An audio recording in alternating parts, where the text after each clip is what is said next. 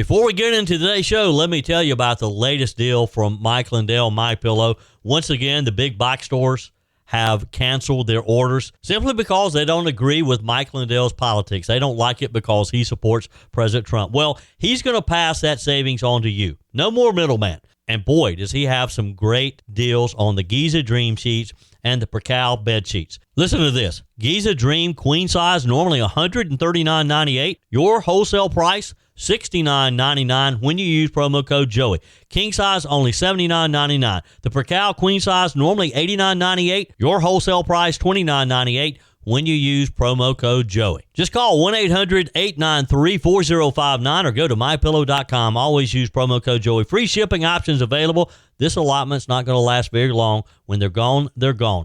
mypillow.com. Promo code Joey. Thanks for joining me in the PhD Weight Loss and Nutrition Studios. To lose weight for the last time, visit myphdweightloss.com. Day 4 in Jerusalem. Wow, what a trip this has been. Glad to have you along. The ceasefire is back on. The Israeli Defense Forces indicated that the ceasefire is being resumed in wake of the Israeli military strikes after Hamas violated the peace agreement. We have an update for you from Jerusalem. Trump's war on drugs stops at the Mexican border, on land, that is, but the open sea is a whole lot different. It's not safe to be struggling drugs via boat anymore. We have an update on that as well. And Washington, D.C., the city that's supposed to represent order, leadership, and law, just witnessed one of its most violent weekends of the year, and this after President Trump has beefed up security. It's another busy day from the Holy Land. Let's jump right in. I told you we'd be back. And ye shall know the truth, and the truth shall make you free. It's Joey Hudson. I wanted to name it the Joey Hudson bill, but, they don't allow you to put names on bills. But I wanted to call it the Joey Hudson bill because I know that one's been near and dear to you for a number of years. That's how it's done. Let your voice be heard. And the truth shall set you free. Here's Joey Hudson. We continue to follow the breaking developments out of Israel and Gaza. And let's just say the word ceasefire doesn't always mean what it used to mean. After yet another round of Hamas violations, the Israeli Defense Forces, the IDF, announced yesterday that it had resumed enforcement, and that's the key word, enforcement of the ceasefire agreement following a series of powerful targeted strikes ordered by Prime Minister Benjamin Netanyahu. Now, there's been a lot of mixed emotions here. Mixed ideas of what the appropriate response was to this, and everybody has their own opinion.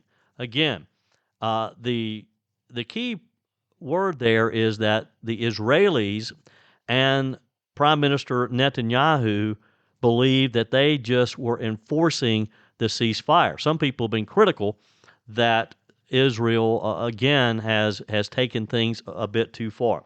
Now, according to the IDF statement, in accordance with the directive of the political echelon and following a series of strikes in which dozens of terror targets and terrorists were struck, the IDF has begun the renewed enforcement of the ceasefire in response to Hamas's violation. That was the statement from the IDF. Now, let's pause right there because, again, that important phrase, renewed enforcement of the ceasefire. Israel isn't walking away from the truce. They still believe in the peace agreement brokered by the Trump administration. But they also believe that they have to enforce that peace through strength. And there's T-shirts all around. I've seen a lot of young people, particularly here in Jerusalem, with T-shirts that have peace in all caps and then below it through strength, a principle Americans understand very well. We believe that the reason we have peace is because there are consequences to those who choose not to have peace. Now, the IDF says that among those targeted were Hamas commanders, individuals holding operational positions in Gaza's terrorist networks.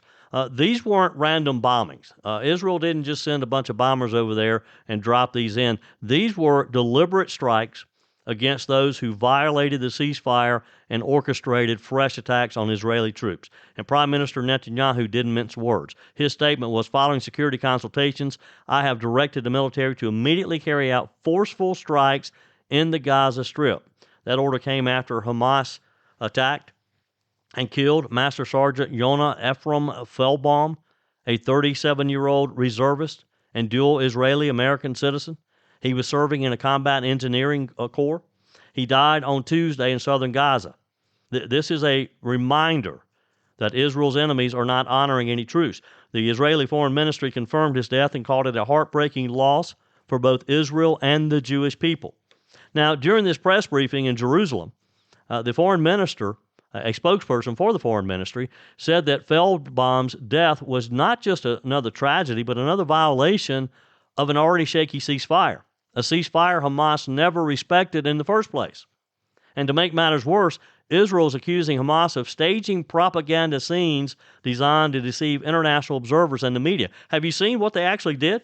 I mean, let me walk you through it. Let me walk you through what these terrorists actually did. The IDF released video footage showing Hamas operatives literally moving human remains from one location to another and then calling the Red Cross to, quote, discover the bodies for the cameras. According to the IDF, Hamas terrorists were filmed removing remains from a prepared structure, reburying them nearby, and then summoning representatives from the International Committee of the Red Cross, to stage what looked like a legitimate recovery mission. That's who these people are. Now, the Red Cross later confirmed that they had been manipulated. Their statement said, our team is at this location. Our team at this location was not aware that a deceased person had been placed there prior to our arrival. It is unacceptable that a fake recovery was staged when so many families are anxiously awaiting news of their loved ones. Now, think about that for a moment. Even the Red Cross, one of the most neutral humanitarian groups in the world, is condemning Hamas for using human remains as a propaganda prop. That's the level of moral bankruptcy Israel is dealing with these terrorists. Now, to the average observer, these might sound just like another round of strikes in a long-running war. But what's happening here is deeper than that. It's part of this post-war psychological political battle over who controls the narrative. And Israel knows it can't afford to lose that fight. The IDF is making it clear. Every missile launched, every operation carried out is tied to a ceasefire violation by Hamas, not an unprovoked escalation from Israel. They're not doing this. They're not being proactive. They're not being on the offensive. They're holding Hamas accountable. They're enforcing peace because Hamas won't. Hamas won't go by the agreement. And as Prime Minister Netanyahu told reporters here in Israel this week, Israel will never allow Hamas to dictate the terms of peace. Now, meanwhile, the U.S. officials, including Vice President J.D. Vance, have been in close contact, we're told, with Israeli leaders. The Vice President met with Netanyahu back on October the 22nd here in Jerusalem, reaffirming America's ironclad support for Israel's right to defend itself. It's worth noting that President Trump's administration, which helped broker this ceasefire in the first place, has continued to encourage both sides to honor it. And that's what the world wants. But as Israeli officials have said repeatedly, you can't have peace with people who glorify death. And Hamas glorifies death. They don't have respect for life. On the ground in Gaza, the reality remains pretty grim. Aid groups say parts of the Strip resemble a minefield with unexploded ordnance. We talked about that the other day, which is just going to continue to take lives. They're everywhere. Infrastructure, complete buildings just totally destroyed. I mean, it literally looks like a war zone in a movie. But while humanitarian groups call for restraint, Israeli officials insist their actions are measured and precise, again, targeting only military infrastructure and holding Hamas responsible for their actions. Israel's argument is very simple. They're not seeking war, they're enforcing order. And here's the bigger picture. Think about this. This ceasefire, again, the U.S. played a big role in that. President Trump, Jared Kushner, Steve Witkoff. It was designed to disarm Hamas and pave the way for a new Palestinian administration free of terror. But if Hamas keeps attacking, all of that's going to collapse. It's going to go away. The international force overseeing the ceasefire can only operate if both sides are respecting the rules. And so far, it appears that Israel's the only one playing by them. And let's remember, Hamas was supposed to be out of the picture entirely under this deal. They were to disarm, withdraw, cede control of Gaza's future governance. But instead, they've continued to smuggle weapons, attack Israeli patrols, manipulate international aid agencies like the Red Cross, and just create terror and chaos in their own country. And that's why Israel, rather than backing down, doubled down in enforcement. Here's the truth. Peace in the Middle East doesn't survive on paper. It survives through strength, through honesty, and accountability. The people here in Jerusalem that I've been able to talk to since being here, they want peace. And they support the prime minister, but they're wary of war. They're conflicted because they're ready to get on with their life and not be worried about their sons and daughters being killed in this continued war in Gaza. And the IDF strikes, again, they're not revenge, they're about deterrence. And even when the Red Cross calls out Hamas for deceit, you know exactly who's undermining peace. The tragedy of Sergeant Feldbaum's death, the manipulation of humanitarian workers, and the continued deception by Hamas, that tells the story. That tells you exactly what you need to know. Israel wants peace. Hamas continues to want power. They want control of the region, and they want to create chaos, and they don't mind who gets in the way. And as long as that's the equation, Israel will continue to doing what it must do to protect its people, uphold whatever fragile peace the world can negotiate. I got a feeling that we're still have some rough times ahead of us. Let's be honest, those summer vacations and backyard barbecues added some extra pounds, right? But instead of feeling guilty or falling further behind, it's time to reset, drop the weight, and get back in control. The solution isn't a shot. Real lasting weight loss starts with your mind, not your mouth. At PhD Weight Loss, Dr. Ashley Lucas and her team help you uncover the real reasons behind your weight gain so that you can reprogram the way you think about food forever. PhD clients lose up to a third of their body weight without ever taking a drug. I know because I lost 33 pounds with PhD weight loss. Through real food, behavioral coaching, and proven science, your body can become a natural fat-burning machine. Why risk spending thousands on shots that strip away muscle, come with dangerous side effects, and leave most people regaining 60% of the weight within a year? With PhD, you'll activate your body's natural appetite control, burn fat safely, and stay in control. Even if you're already on Ozempic, PhD can help you transition off while still losing weight. Take the first step today. Call 864-644-1900 or visit myphdweightloss.com. So picture this. Somewhere off the coast of Venezuela, a U.S. Navy radar picked up a fast-moving vessel, a drug runner. It was packed with cocaine bound for the U.S. Moments later, it was destroyed by U.S. forces in a precision strike, part of what's being called the revived Trump administration counter-narcotics campaign in the Caribbean. Now, this is a big story because for the first time in years, the U.S. military is taking direct, decisive action against drug cartels in the open seas, right in our own hemisphere. Some people are not happy. Some people don't like it. And look, if you're a drug runner and you've been used to getting your drugs across the Caribbean, because that's much easier than trying to smuggle them in across the border now because President Trump has closed the Mexican border.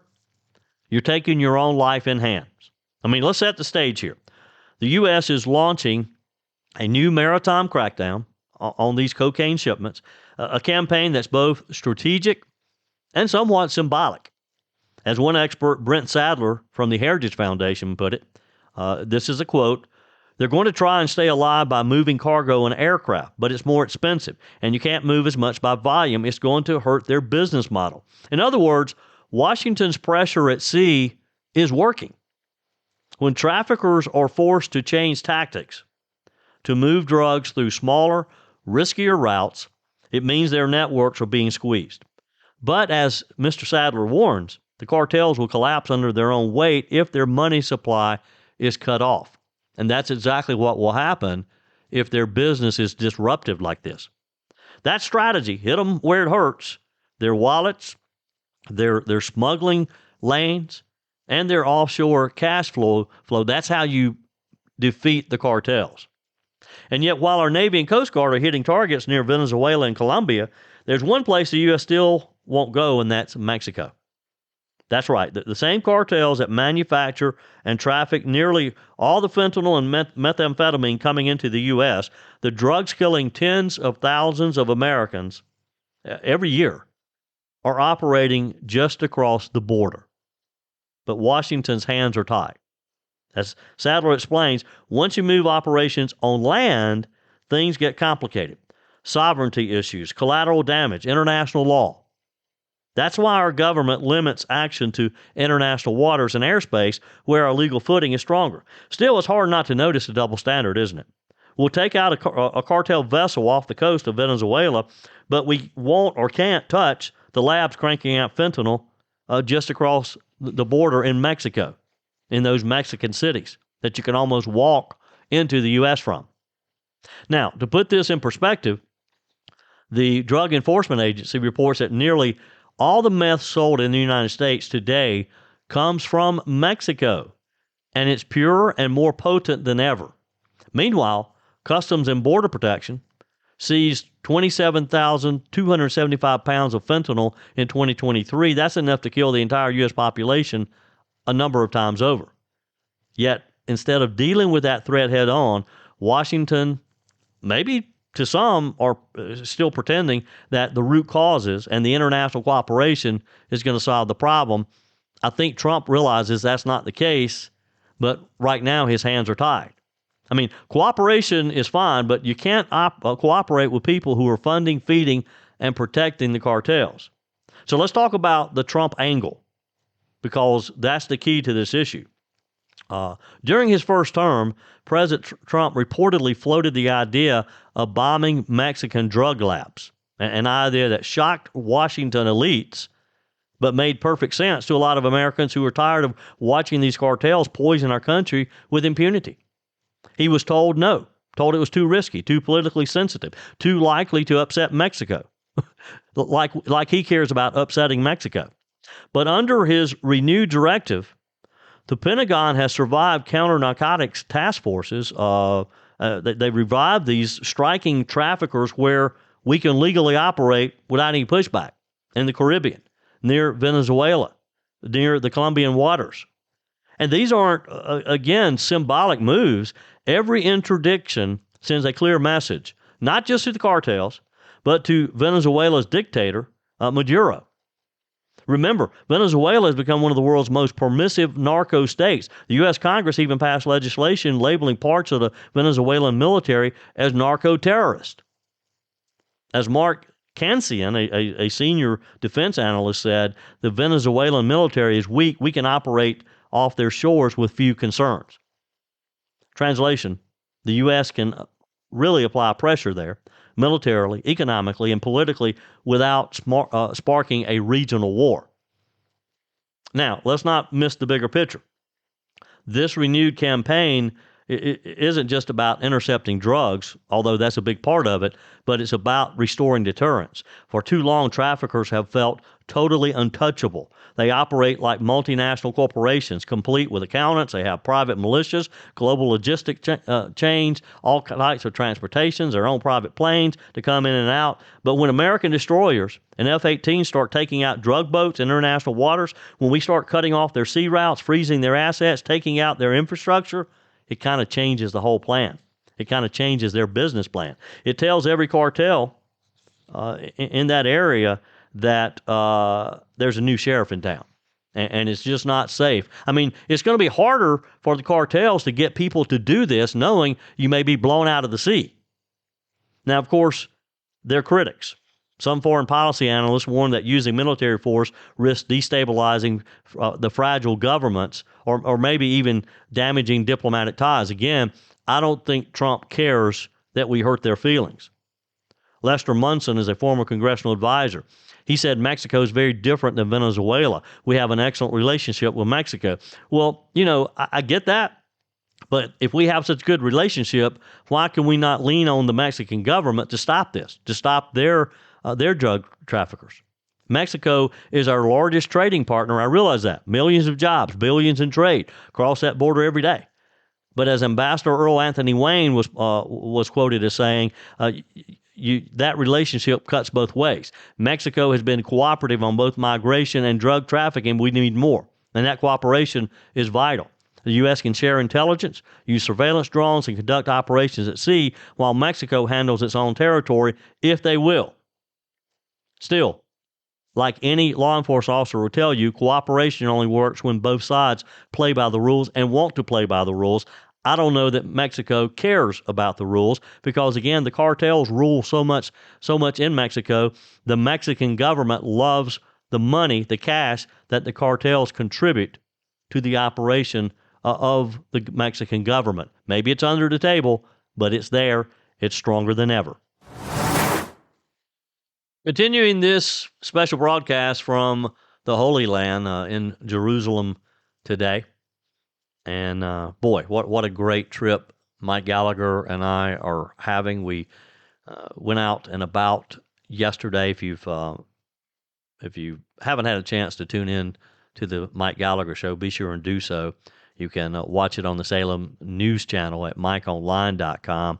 But we went to some of the usual places, the Garden of Gethsemane, the Mount of Olives, the Church of the Holy Sepulchre, and just Old Town Jerusalem, just talking with people, sites that we've both been to over the years, but in a time it's just sort of serene as we're walking around Jerusalem, knowing that less than 50 miles away, just yesterday, you had Israel responding to the violation of the ceasefire by Hamas. And that was literally just less than 50 miles away. I mean, it'd be comparable with me. What? Let's see. In the upstate, in my home in Greer, what's 50 miles away? Maybe Gaffney, maybe a little further. But having such unrest and literally a war going on and massive strikes, again, ordered by Benjamin Netanyahu, the prime minister of Israel, again, trying to do that as a deterrence to enforce the ceasefire. But I said all that to say, as I was making my way over to Israel, I went through John F. Kennedy Airport in New York, so I had to travel up to New York last Sunday. And as I was passing through New York on Sunday evening and then Monday, leaving from the airport there, a story that was unfolding over the weekend in New York was kind of interesting and really disappointing. There's a New York City artist that is known for her anti-Semitic message.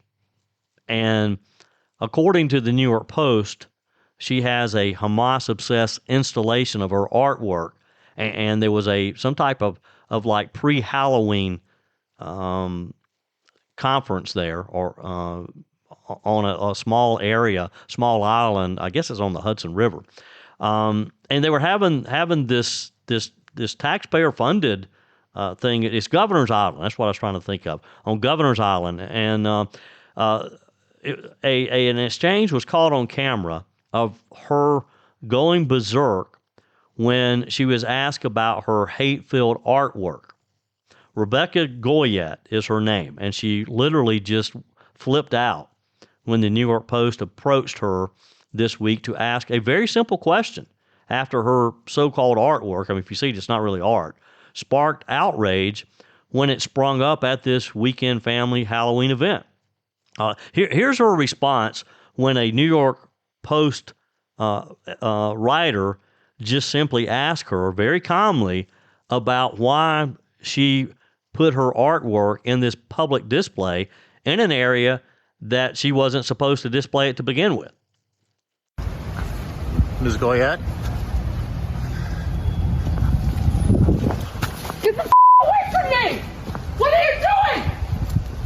Ms. Goyette, I just want to find out about your art installation. It was very interesting. What were you trying to say?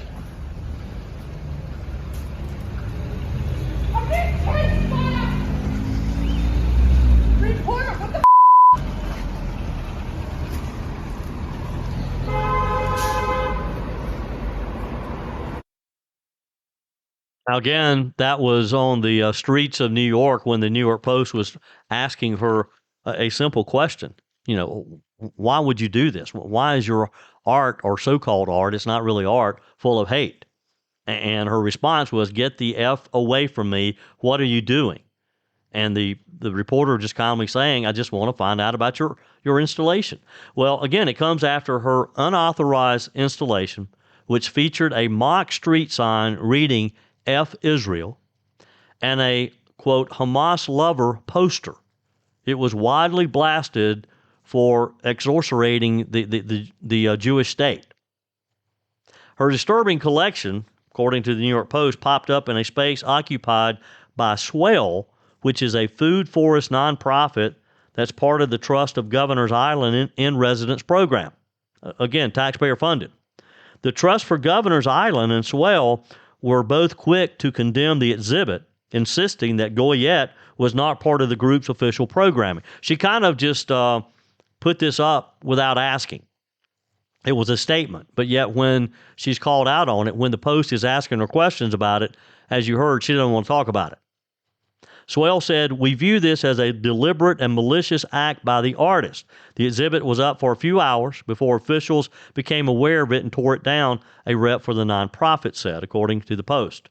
Goyette, who was apparently invited by a resident artist, has now been banned from the space, as she should be.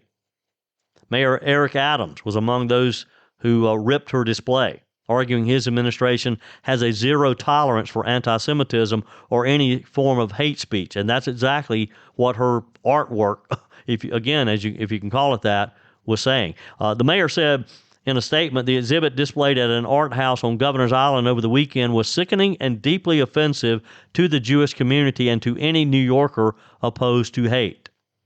In the past, Goyette has voiced support for Palestine in a host of social media posts, including one in which she bizarrely claimed she was falling in love virtually with a dentist in Gaza as the pair shared, quote, vampire dentist jokes, "I'm going to bite you."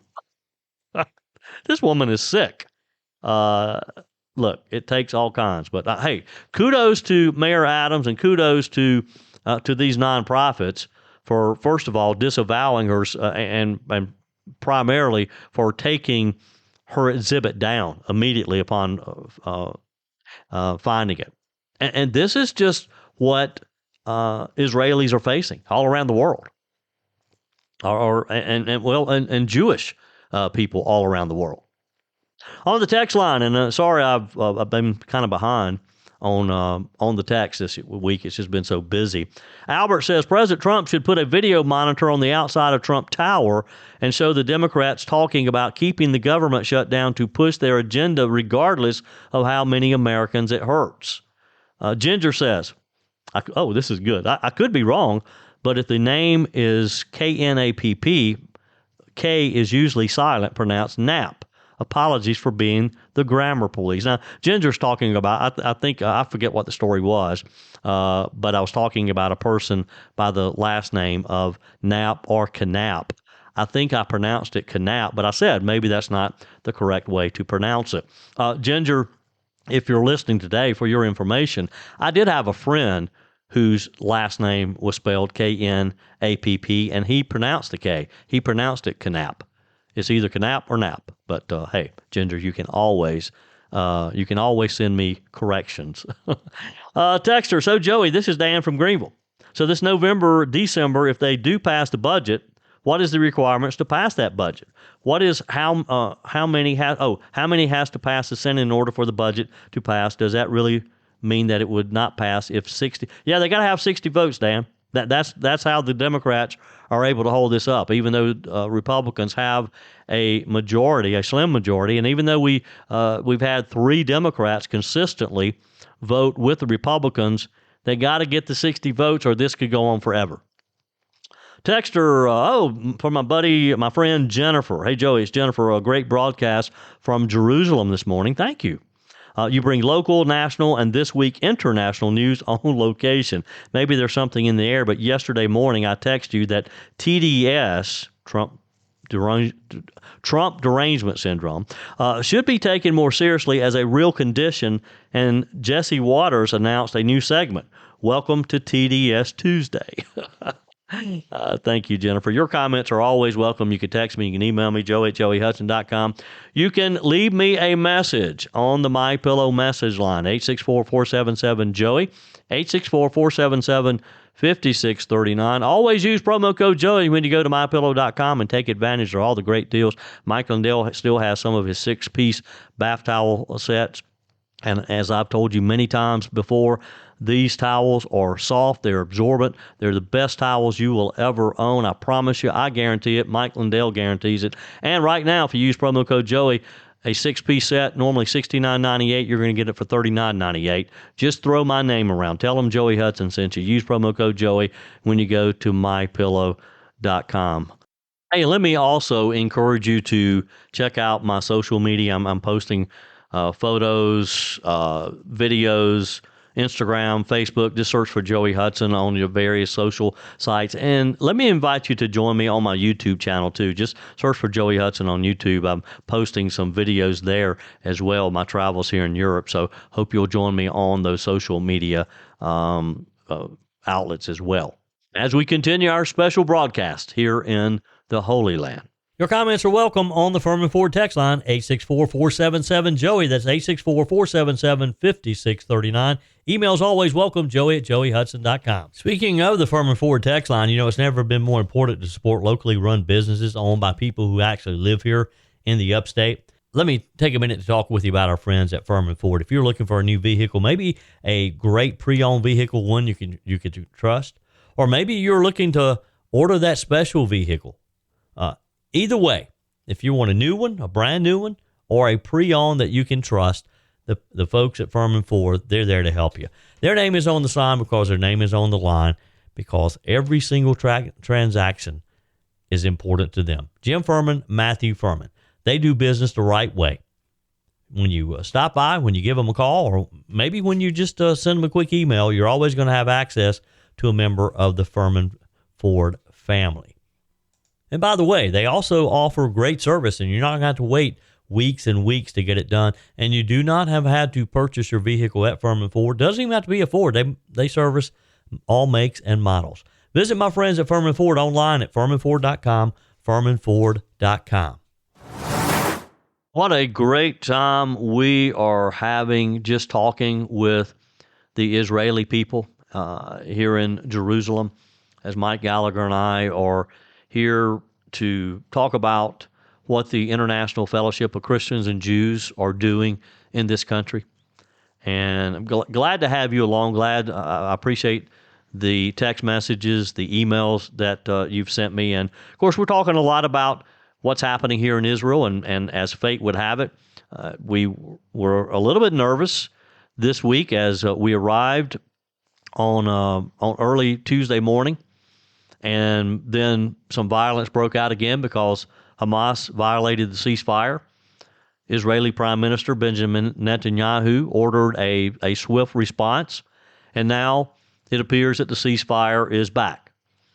And it's just historic to be here and to talk to so many people, and it's just been great. I hope you'll check out all the things that Mike and I both are posting online and just sharing the visit with you. But we're also, still a lot of headlines back in the States, and we're trying to keep you updated on that as well. Have you heard the story or the update to the story of actress Jamie Lee Curtis, the Halloween Freaky Friday star? And I knew it was too good to be true when I read it at the time. But you remember right after Charlie Kirk was assassinated, and she said some nice things about Charlie Kirk? She made headlines for an emotional reaction on Mark Moran's podcast. She actually broke down and kind of cried a bit about Charlie Kirk's death. Here's what she said. I disagreed with him on almost every point I ever heard him say, but I believe he was a man of faith. And I hope in that moment when he died that he felt connected to his faith. Pretty decent thing to say, right? And again, I was proud of Jamie Lee Curtis for having a heart, for being respectful, for being compassionate about someone. I mean, I suspected that she didn't agree with the thing Charlie Kirk stood for. Well, apparently, compassion is no longer allowed in Hollywood because the woke mob evidently went after her. They accused her of being too kind to a conservative, too understanding, too human. So now Jamie Lee Curtis is doing what every celebrity under pressure from the left eventually does. She's walking it back. She told Variety this week that the whole thing was a mistranslation. Let me read her exact words. An excerpt of it is mistranslated what I was saying as I wished him well, like I was talking about him in a very positive way, which I wasn't, she explained. I was simply talking about his faith in God. So there it is. She's not sorry for saying something wrong. She's sorry for sounding too human, for sounding too decent. I mean, think about that. Jamie Lee Curtis wasn't praising Charlie Kirk's politics. She wasn't endorsing Turning Point USA. She was acknowledging as a fellow human being that even someone she disagreed with was still a husband, a father, and a man of faith. That was it. That was what I took it that she said at the time. And again, I was proud of her for having a heart. But that's all it takes now to send the far left into a meltdown. Because in their world, there's no room for grace. There's no room for empathy. You're either completely in line with their ideology or you're the enemy, and Jamie Lee Curtis does not want to be their enemy. Curtis went on to complain about this binary world, saying, "You cannot hold two ideas at the same time. I cannot be Jewish and totally believe in Israel's right to exist and at the same time reject the destruction of Gaza. You can't say that because you get vilified." Now, that part is true, though I doubt she realizes how much her own side enforces that binary. Because it's the radical left, her Hollywood colleagues, her social media followers, the activist press who live in that all or nothing world. And I thought maybe she had a little backbone and was standing up to them at the time, but I guess not. The woke, they're the ones who've decided you can't mourn the death of a conservative, even if you disagree with him. You can't believe in free speech unless it's speech they like. You can't love your country unless you hate everything it stands for. It's hypocrisy, pure and simple. And the woke, they're the king of hypocrisy. I mean, let's remember who Charlie Kirk was. Whether you agreed with him or not, he was a man who built a national movement around conservative ideas, faith, freedom, capitalism, and the Constitution. He loved our country. He founded Turning Point USA as a teenager, 18 years old. He spoke on college campuses that often tried to silence him. He stood for what he believed in unapologetically, unlike Jamie Lee Curtis. She could take a page out of a Charlie Kirk book. And even his harshest critics, like Jamie Lee Curtis apparently, could recognize that he was a man of conviction. So why can't that be okay? Why can't you say that? Why can't Jamie Lee Curtis say that and mean it? I mean, if you saw the video of her saying it, I really felt she meant it at the time. I mean, why can't we live in a country where people of different views can acknowledge each other's humanity without fear of being canceled? Curtis even admitted that the backlash she got was threatening. Think about that. Threatening because she showed a moment of decency. I mean, Hollywood could learn from her. Imagine if the roles were reversed.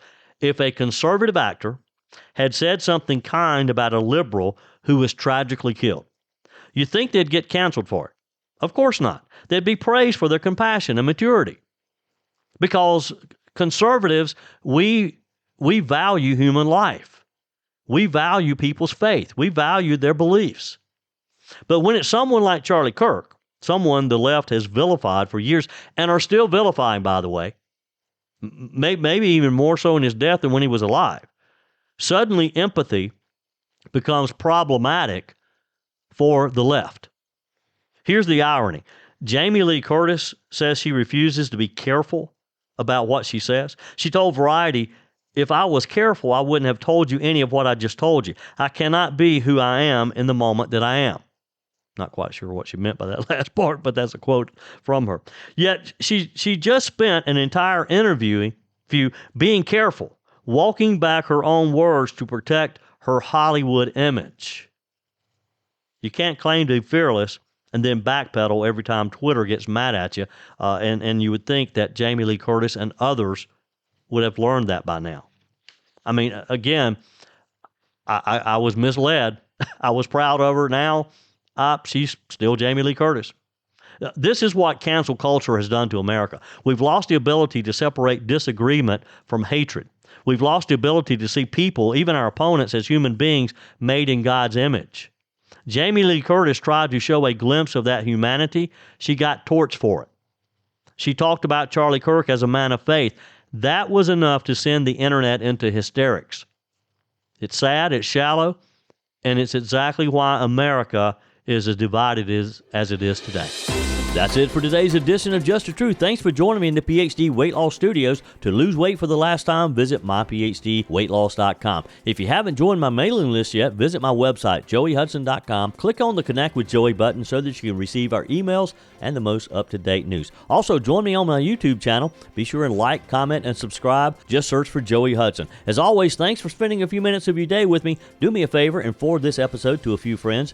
Just click on the share button and send to your contacts. We need to build an army of conservatives to win our country back, and we can do that by continuing to share the truth with our friends and family. Keep those comments coming via the Firmin Ford text line 864-477-JOEY. Email to joey@joeyhudson.com, and I love your messages on the MyPillow message line. Again, that's 864-477-JOEY, 864-477-5639. Be sure and take advantage of the MyPillow special, just $14.88 on the standard MyPillows when you use promo code Joey. Order online at mypillow.com or call 800-893-4053. We're back again tomorrow and hope you'll plan to join us. Until then, remember, God's got this. He's still in control.